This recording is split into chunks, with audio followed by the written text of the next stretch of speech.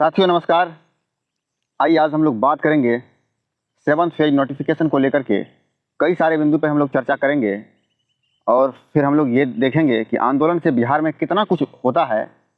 इस बात का अंदाज़ा शायद ही किसी को होगा, तो हम लोग एक एक करके हर बिंदु पे चर्चा करने वाले हैं। तो आप इस वीडियो में पूरा बने रहिए। तो आइए हम लोग सबसे पहले आज के पेपर में जो कुछ न्यूज़ छपा है हम लोग उसको देखते हैं। देखिए साथियों, यहाँ पे लिखा है कि 7वें चरण की नियुक्ति की बारी शुरू हुई तैयारी। जी हाँ, बिल्कुल साथियों। देखिए इस न्यूज़ में क्या कहता है कि राज्य में 7वें चरण की प्रारंभिक शिक्षकों की नियुक्ति की तैयारी शुरू हो गई है। जी हाँ साथियों, तो ये माध्यमिक उच्च माध्यमिक का नहीं है, जबकि ये प्राइमरी मिडिल का शुरू हुआ है। साथियों ये प्राइमरी मिडिल का ही नोटिफिकेशन पहले क्यों जारी किया गया है, इसके पीछे भी बहुत बड़ा राज है, बहुत बड़ी षड्यंत्र है। साथियों सिर्फ हम लोगों को स्वार्थ में पढ़ करके अंधा नहीं होना है, क्योंकि यदि हम लोग स्वार्थ में पढ़ के अंधा हुए तो फिर अंग्रेजी हुकूमत हमारे ऊपर हावी हो जाएगी। क्योंकि अभी भी अंग्रेजी हुकूमत मेरे ऊपर हावी है, क्योंकि साथियों इतना गंभीर परिणाम देखने को मिल रहा है, कोई सोचा भी नहीं होगा। तो हम लोग हर बिंदु पर एक एक करके चर्चा करेंगे।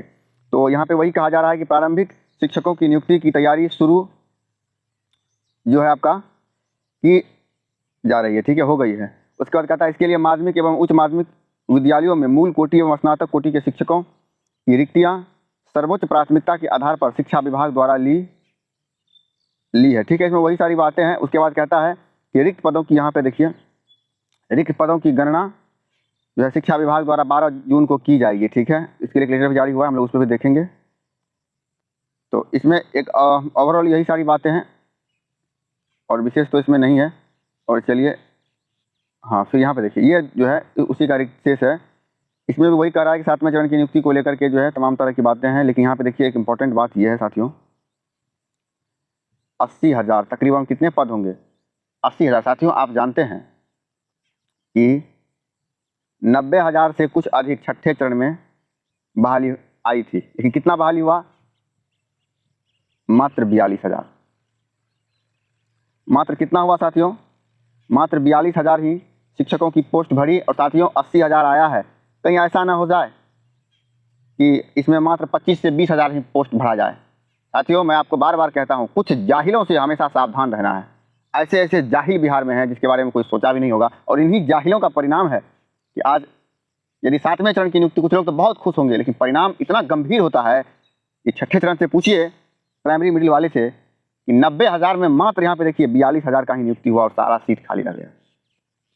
और 80,000 में भी कहीं ऐसा ना देखने को मिले। साथियों आप जानते ही हैं कि आपका कहने का मतलब ये है, जो रिक्ति वाइज जो है रोस्टर जो है साथियों, यदि कैटेगरी वाइज उसको सही से नहीं किया गया तो परिणाम यही देखने को मिलेगा कि कुछ गिने चुने कैटेगरी में ही सीट देखने को मिलेगा और बाकी कैटेगरी में सीट ही नहीं रहेगा जहाँ पे बहुत अधिक कैंडिडेट है। तो आप सबों को इस बात को लेकर के बहुत ज़्यादा तत्पर रहना चाहिए कि बहाली कैसे हो, बहाली कब होगी। अगर इसके विषय में यदि हम लोग अधिक से अधिक सोचेंगे तो परिणाम वही होगा कि पहले भी रोड पे थे और आगे भी रोड पर ही रहेंगे। कुछ दलाल कलाल लोग ही इस बहाली प्रक्रिया में बाजी मार लेंगे और जेन्युइन कैंडिडेट रोड पर ही रह जाएंगे। और उसके बाद देखिए साथियों, यही एक लेटर था जो कल के डेट में जारी किया गया था 10/6/22 को। उसी के मद्देनजर जो है आज पेपर में भी न्यूज़ कवर किया। यहाँ पर कहा गया है कि पंचायती राज संस्थान एवं नगर निकाय संस्था के अंतर्गत प्रारंभिक एवं मध्य विद्यालयों में मूल कोटि एवं स्नातक कोटि के शिक्षक के उपलब्ध रिक्त पदों की गणना करने के संबंध में। जी हाँ, तो वही लेटर है कि रिक्त पदों की गणना करने के संबंध में एक लेटर जारी किया गया है और इसमें काफ़ी तेजी लाने को कहा गया है। साथियों आप जैसा कि जानते हैं कि माध्यमिक उच्च माध्यमिक का जो रिक्ति का प्रोसेस है, ये समझिए रॉकेट की गति से चल रहा है, जबकि शिक्षा विभाग कछुए की गति से चलने के लिए मशहूर है। आखिर ऐसा क्यों हुआ? साथियों ये सब कुछ आंदोलन का ही प्रभाव है। बिहार के इतिहास में पहली बार आपका जो है ये 20 डेज का कंटिन्यू आंदोलन चला, और जिसके वजह से शिक्षा विभाग बैकफुट नहीं फ्रंट फुट पर आ गई और फुल टॉस अपने आप को साबित कर दी, जिसके वजह से कैंडिडेट ने उसको बहुत आसानी से बाउंड्री लाइन के बाहर लगा दिया। और आज वही शिक्षा विभाग रॉकेट की गति से काम कर रहा है, रिक्ति की गणना शुरू कर दी है। तो आप जानते हैं कि अब 7वें चरण में प्राइमरी मिडिल में कोई बाधा नहीं है। ठीक है, और उसके बाद देखिए साथियों, यहाँ पे देखिए, हाँ ये देखिए साथियों, मैं आपको एक बहुत इंपॉर्टेंट चीज बताना चाहता हूँ। आप जानते हैं कि ये एक रिवाइज लेटर जारी हुआ है उच्च माध्यमिक का और माध्यमिक का।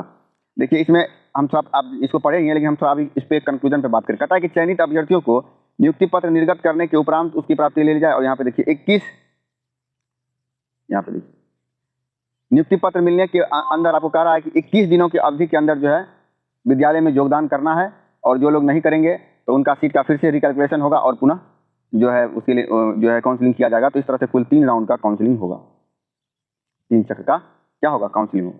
अब देखिए साथियों, ये इस तरह का षड्यंत्र क्यों रचा जा रहा है। आप जानते हैं कि STET में लगभग 1 लाख पदों पर बहाली होनी है, 1 लाख सीटों पर बहाली होना है, और 70% कैंडिडेट प्राइमरी और मिडिल में या तो सीटेड या बीटेड क्वालिफाइड, 70% कैंडिडेट। अब देखिए सरकार कितना बड़ा गेम कर रहा है, जान रहे हैं कि बहुत जल्दी कुछ माध्यमिक का शेड्यूल खत्म हो जाता है, और खत्म जैसे ही होता तो छात्र प्रेशर बनाते हैं कि नहीं पहले आप सीरियल वाइज करिए, घटते क्रम में पहले आप उच्च माध्यमिक का करिए, फिर माध्यमिक का करिए, फिर उसके बाद जो है मिडिल का करिए, फिर उसके बाद प्राइमरी का करिए। तो इससे क्या होता, सारा सीट भर जाता।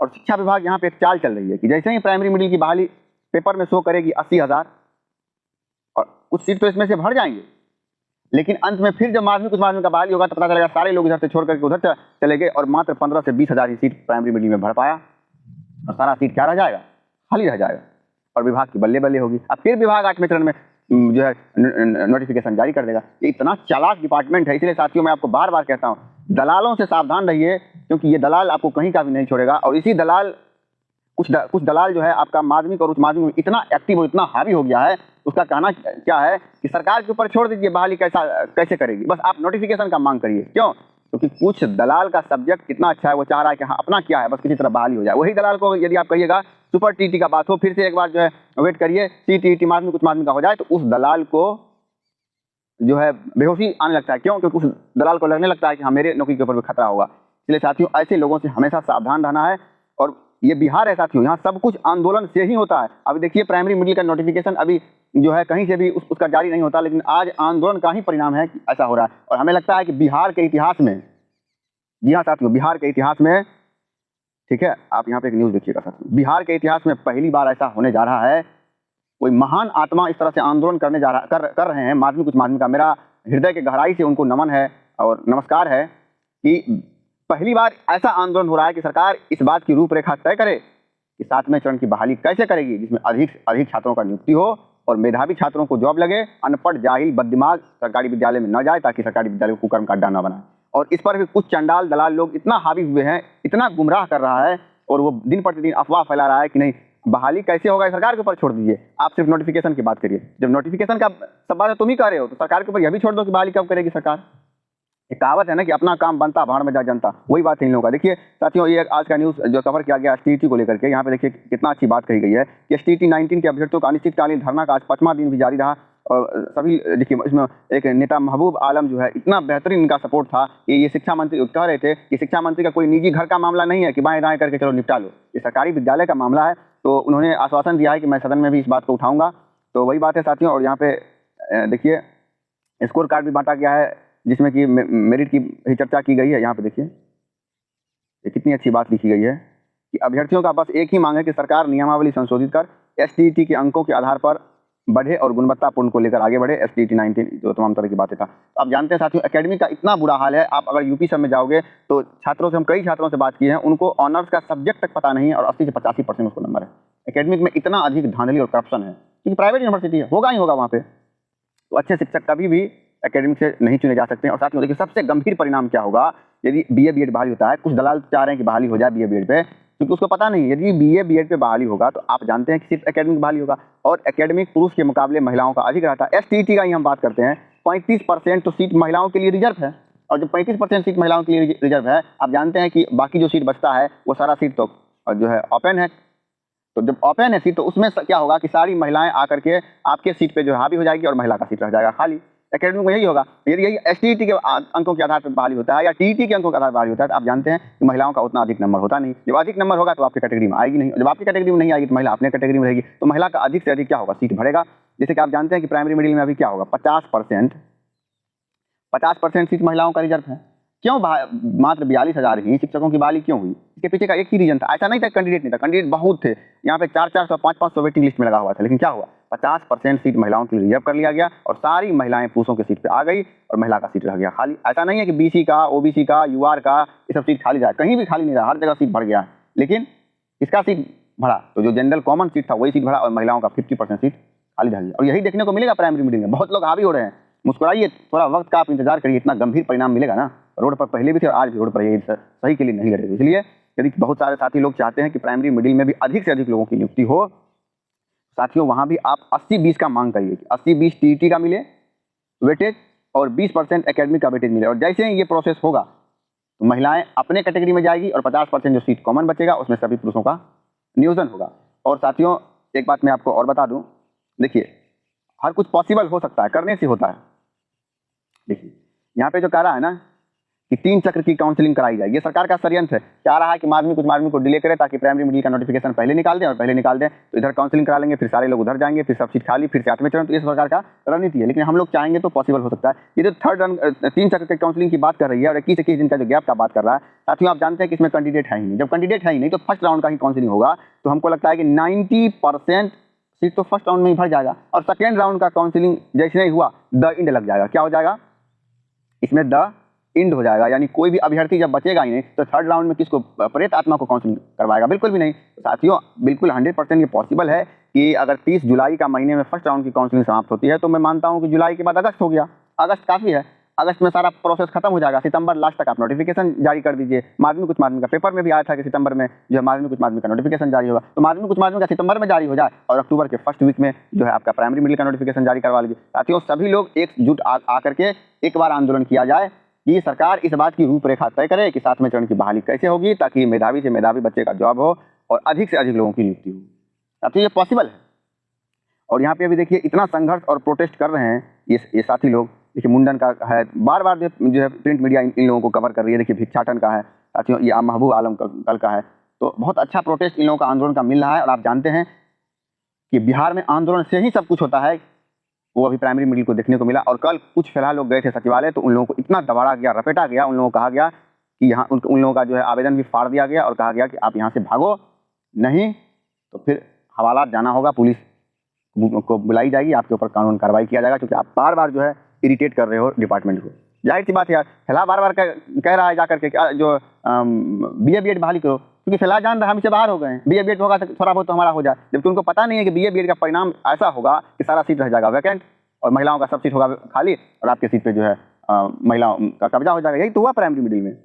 और प्राइमरी मिडिल के साथ ही जो है कुछ दलालों के चक्रजाल में फंसे हुए। क्यों फंसे हुए? क्योंकि कुछ का एकेडमिक बहुत अच्छा है और उसी का परिणाम छठे चरण में भी देखने को मिला। छठा चरण का भी लोग आनंद फानंद में कुछ दलाल लोग जो क्या किए, फर्जी डिग्री बनवाए हुए थे, आज देखिए वो नौकरी भी कर रहे हैं। आनंद फानंद में क्या किए, जो सिर्फ काउंसलिंग का मांग, नियोजन का मांग किए, नियोजन तो हुआ, परिणाम क्या हुआ, मात्र 42,000 लोगों का काउंसलिंग हुआ, सारे लोग रोड पे घूमते हैं। और यही हाल होगा, इससे भी बुरा हाल होगा प्राइमरी मिडिल का 7th फेज में। 80,000 में आप लिख के लीजिए, यदि इस तरह से प्रोसेस रहा तो 80,000 में मात्र 20,000 की ही बहाली हो पाएगी, बाकी सारा सीट रह जाएगा खाली। और जो जेन्युइन छात्र थे वो कल भी रोड पर थे और आज भी रोड पर ही रहेंगे। इसलिए मैं बार बार उन जाहिलों से को कहना चाहता हूं जो STET के आंदोलन का विरोध कर रहे हैं कि बस आप नोटिफिकेशन का मांग करिए, जाहिल बहुत बड़ा कुकर्म कर रहे हो, क्योंकि तुम स्टूडेंट को मूर्ख बनाने का काम कर रहे हो। और आप जानते हैं कि यदि STET मार्क्स से बहाली नहीं हुआ ना, अभी तो STET का कोई षड्यंत्र चालू ही नहीं हुआ। छठे चरण से सीखिए, इतना षड्यंत्र किया गया है कि पिछले 5 साल हो गया अभी तक बहाली नहीं हुआ, जबकि उन लोगों का कोई मांग जायज भी नहीं था। और STET का तो एडवर्टीजमेंट कहता है क्लास 2 और क्लास 12 रिक्ति के बराबर क्वालिफाइड करना था, सब कुछ बिल्कुल गलत हो गया साथियों। तो ऐसा बिल्कुल भी नहीं है। और शिक्षा मंत्री भी जब इस बात को कह चुके हैं कि STET 19 का एग्जाम बिहार के इतिहास में one of the best teacher eligibility test है, भाई हम उसको कैसे निगलेक्ट कर दें। जब वो उसको निगलेक्ट करने की बात नहीं कर रहा है तो इसका मतलब है कि सभी लोग एकजुट होकर प्रोटेस्ट करिए, अधिक से अधिक जितना फायदा मिलना चाहिए। अगर उतना फायदा नहीं मिलेगा तो फिर बात क्या हुआ। तो कम से कम यदि 80% का भी TET का वेटेज मिल गया तो सारे लोगों का कल्याण होगा और आने वाला भविष्य में कोई केस भी नहीं होगा। ये कोई केस होता भी है तो कोई इफेक्ट नहीं होगा, क्योंकि जो लोग पॉइंट से फेल किए हैं फिर उनसे भी कोई फायदा नहीं होगा। 5% महिला रिजर्वेशन है, उससे भी कोई कुछ नहीं होगा। कुछ मेरिट के साथ ही कह रहे थे कि यदि मेरिट को सरकार नजरअंदाज करती है तो हम सुप्रीम कोर्ट तक जाएंगे। और आप जानते हैं कि सुप्रीम कोर्ट में यदि फर्स्ट हियरिंग हो गया और एक बार स्टे लग गया तो 6-6 महीना पे वहाँ जो है शेड्यूल फिर से जो है नेक्स्ट डेट आता है, तो समझ लीजिए कि 2-3 साल तो आपका कोर्ट में ही लग जाएगा। फिर बहाली कैसे होगा, फिर सोचते रहिए। तो इसलिए साथियों मैं बार बार कहता हूँ कि STET अंक पे बहाली का सरकार एक बार प्रावधान कर दिया, नियमावली संशोधित कर दिया, फिर मैं आपको बताता हूँ कि जो भी जाहिल इस बहाली को फंसाने का काम करेगा, धरती आकाश पाताल कहीं भी छिपा रहेगा, हम लोग उसको वहाँ से ढूंढ करके उसको वहीं मारेंगे। क्योंकि साथियों फिर कुछ लोगों को लग जाएगा कि नहीं हमारा जॉब सर्टेन है। जब सर्टेन है जाहिर सी बात तो सारे लोग एक्टिव हो जाएंगे। इसलिए इसमें सबका भला है कि आप सभी लोग STET मार्क्स को सपोर्ट करिए। और जो अभी आंदोलन अनिश्चितकालीन चल रहा है, आप सभी लोग मेरिट के महान जो लीडर हैं अनिल जी, आप उन लोगों को कॉल करिए, प्रोत्साहन दीजिए कि सर हम आपके साथ हैं, इस आंदोलन को एनी हाउ किसी भी कंडीशन में रोकना नहीं है और इसको निरंतर तब तक चलते रहना है, चलाना है जब तक कि सरकार झुकती नहीं है। हम लोग के फंड की कोई कमी नहीं है सर, हम लोग आपको सपोर्ट करने के हमेशा तैयार हैं। और साथ ही आप लोग एक एक करके कम से कम 100 की संख्या में, बहुत अधिक नहीं, कम से कम 100 की संख्या में जो स्टूडेंट लगातार बना रहे, कुछ साथी आज गए तो 3 दिन वहाँ पर रहे, सारा व्यवस्था, फिर उसके बाद कुछ अल्टरनेट करके साथी लोग वहाँ पे पहुँचते रहेंगे। ये आंदोलन कंटिन्यू चलता रहेगा। ऐसा नहीं है कि प्राइमरी मिडिल के साथी जो लोग आंदोलन किए उसमें 500 की लगातार भीड़ थी, वहाँ भी बस 50 से 60 कैंडिडेट ही था, लेकिन कंटिन्यू 20 दिन बिहार के इतिहास के सारे आंदोलन का रिकॉर्ड तोड़ दिया। तो आज उसी का परिणाम है कि जो शिक्षा विभाग कछुए की चाल से चलती थी, आज वो रॉकेट की चाल से चल रही है। तो साथियों, मैं उम्मीद करता हूं कि सभी बात आप लोग समझ गए होंगे और हम आशा और उम्मीद करते हैं कि आप सभी लोग साथ आएंगे और बिहार में मांग करेंगे कि सरकार ये लिखित में दे कि 7वें चरण की नोटिफिकेशन किस तरह से जारी करेगी, ताकि अधिक से अधिक लोगों की नियुक्ति हो और मेधावी छात्र का नियुक्ति हो, ताकि बिहार का भी भला हो, बिहार के बच्चे का भी भला हो। तो ठीक है साथियों, यही सब ओवरऑल बातें थी। उम्मीद करते हैं साथियों ये वीडियो आपको पसंद आया है तो लाइक करना मत भूलिएगा साथियों, और यदि चैनल पर पहली बार आए हैं तो सब्सक्राइब अवश्य करिएगा, क्योंकि मैं इसी तरह का वीडियो आप सबों के लिए 100% कंक्लूजन बेस जो है लेकर के आता हूं। तो आप इस चैनल को अवश्य सब्सक्राइब कर लीजिएगा साथियों। तो वीडियो देखने के लिए आप सबों का बहुत बहुत धन्यवाद।